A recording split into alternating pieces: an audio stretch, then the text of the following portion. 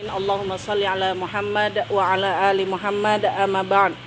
Alhamdulillah, ibu-ibu pimpinan PCA Bantul yang dirahmati Allah.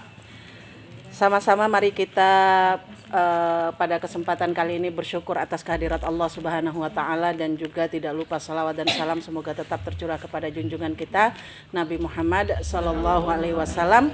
Semoga kita termasuk ke dalam umat beliau yang akan mendapatkan syafaat beliau di akhir zaman nanti. Ibu-ibu yang dirahmati Allah, pada kesempatan kali ini saya ingin mengangkat satu ayat yang Allah sebutkan dalam Quran surat An-Nisa ayat 59. A'udzu billahi minasyaitonir rajim. Ya ayyuhalladzina amanu athi'ullaha wa athi'ur rasul wa ulil amri minkum. Fa in tanaza'tum fi syai'in farudduhu ilallahi wa rasulih. In kuntum tu'minuna billahi wal yaumil akhir dzalika khairun wa ahsanu ta'wila. Allah berfirman, wahai orang-orang yang beriman, taatilah Allah dan taatilah Rasul, yaitu Nabi Muhammad sallallahu alaihi wasallam, serta ulil amri atau pemegang kekuasaan di antara kamu. Jika kamu berbeda pendapat tentang sesuatu, kembalikanlah dia kepada Allah dan Rasulnya, yaitu Al-Quran dan As-Sunnah. Jika kamu beriman kepada Allah dan hari akhir, yang demikian itu lebih baik bagimu dan lebih bagus akibatnya di dunia dan akhirat. Ibu-ibu yang dirahmati Allah, kita semua di sini adalah pimpinan, ya, pimpinan yang diamanahkan oleh pimpinan pusat untuk mengayomi, untuk membimbing warga Aisyah yang ada di Kapanewon Bantul. Terkait dengan ayat ini, ya, kita bisa mengambil beberapa hikmah. Kita ngambil lingkup kecilnya aja, bahwa di dalam kepemimpinan ini, di dalam pimpinan cabang Aisyah ini, kita punya ketua, kita punya sekretaris, kita punya bendahara dan lain-lainnya. Dan juga kita punya majelis, di tiap majelis ada ketuanya, ada sekretarisnya, sampai kepada yang terkecil, ya, mulai dari kita yang PCA dan juga yang di PRA. PRA punya tanggung jawab untuk bisa mendengar yang ada di PCA. PCA punya tanggung jawab untuk mendengar apa yang ada dari PDA. Begitu seterusnya ke atas. Dalam hal ini kita dituntut karena kita ada di dalam pimpinan cabang ini, maka kita punya kewajiban untuk mendengar, untuk menaati apapun perintah yang kita dapat dari pimpinan kita. Ya, kalau kita ngambil lingkup kecilnya berarti di sini adalah Ibu Rokini, ya, gitu. Nah, kita punya ketua, maka apapun yang menjadi titah dari ketua kita, selama itu tidak melanggar Al-Quran dan As-Sunnah, maka kita punya kewajiban untuk mengikuti, untuk menaati, tanpa harus banyak alasan atau penolakan, gitu ya.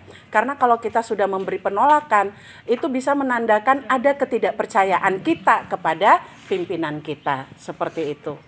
Kemudian yang kedua, hikmah yang bisa kita ambil yaitu apa? Apabila ada perbedaan pendapat, perbedaan pemikiran, maka ini wajib untuk kita kembalikan semuanya kepada Al-Quran dan As-Sunnah. Perbedaan itu nggak bisa kita hindari, ya, karena memang Allah menciptakan kita tuh berbeda-beda. Jadi perbedaan itu Allah ciptakan lita'arafu, untuk saling mengenal, bukan untuk saling bermusuhan. Kalaupun ada perbedaan pikiran, perbedaan keinginan, maka musyawarahkan dengan baik. Dan kalau bisa perbedaan itu jangan sampai membuat kita punya hati yang kurang. Pimpinan kok koyo ngono. Yo wes, aku ra gelem ngikutin dia. Pokoknya apa yang dia mau bilang, nek iso aku rasa melu. Nah, ini seperti ini berarti kita sudah tidak membawa Al-Quran dan As-Sunnah itu tadi. Maka ibu-ibu semua, ketika mungkin dari pimpinan ada titah, ada perintah, maka siapapun di antara kita yang mungkin yang tidak mampu, ya, saat itu untuk, waduh mohon maaf saya nggak bisa, maka yang lainnya yang bisa itu segera memenuhi atau mencukupi, ya, istilahnya gitu, ya. Jadi dengan begitu PCA Bantul ini semakin kuat. Karena apa? Masing-masing dari kita itu saling tolong menolong. Tolong menolongnya dalam kebaikan, bukan dalam rangka mencari alasan, gitu, ya. Nah, kemudian yang ketiga yaitu kita menaati Allah dan Rasulnya dan juga para pimpinan kita dalam rangka dengan melaksanakannya dengan penuh tanggung jawab.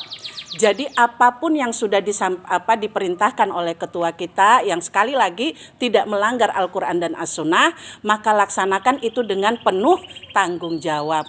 Yang saya boleh kasih usulan gitu ya, yang saya lihat selama ini.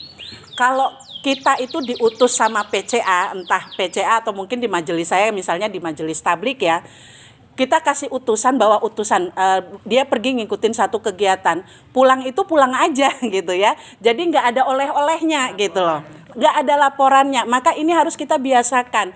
Kami di MTK alhamdulillah sudah mulai membiasakan siapapun yang kami utus pulang itu harus ada laporannya, sehingga kami yang tidak hadir di kegiatan itu tahu apa yang terjadi dan apa yang bisa kita sesuaikan gitu loh. Jadi di sini mungkin kita harus punya kebiasaan untuk ada laporan-laporan, sehingga kita tahu untuk karena ini kan orangnya banyak, nggak semuanya tahu apa yang terjadi. Tiba-tiba kok jadi kayak gitu sih, kayak gini sih, itu dari mana, seperti itu, karena mungkin tidak adanya laporan. Jadi dalam hal ini penuh tanggung jawab di sini adalah kita sama ya, pertanggungjawaban kita di hadapan Allah nanti kan juga gitu. Maka di hadapan pimpinan kita juga harusnya bisa seperti itu. Kita memberikan laporan-laporan atas apa yang sudah kita kerjakan. Jadi pengutusan itu istilahnya dalam hal ini mungkin keilmuannya yang kita dapat di acara tersebut tidak hanya untuk diri kita pribadi, tapi juga bisa bermanfaat untuk teman-teman kita yang mungkin tidak hadir. Nah, ibu-ibu yang dirahmati Allah, mungkin itu saja untuk kultum kita hari ini. 3 hikmah yang bisa kita ambil dari Quran surat An-Nisa ayat 59. Kurang lebihnya saya mohon maaf. Aku qouli hadza astaghfirullahaladzim wa astaghfiru minkum. Nasrun minallah wa fathun qarib wa basyiril mu'minin. Assalamualaikum warahmatullahi wabarakatuh.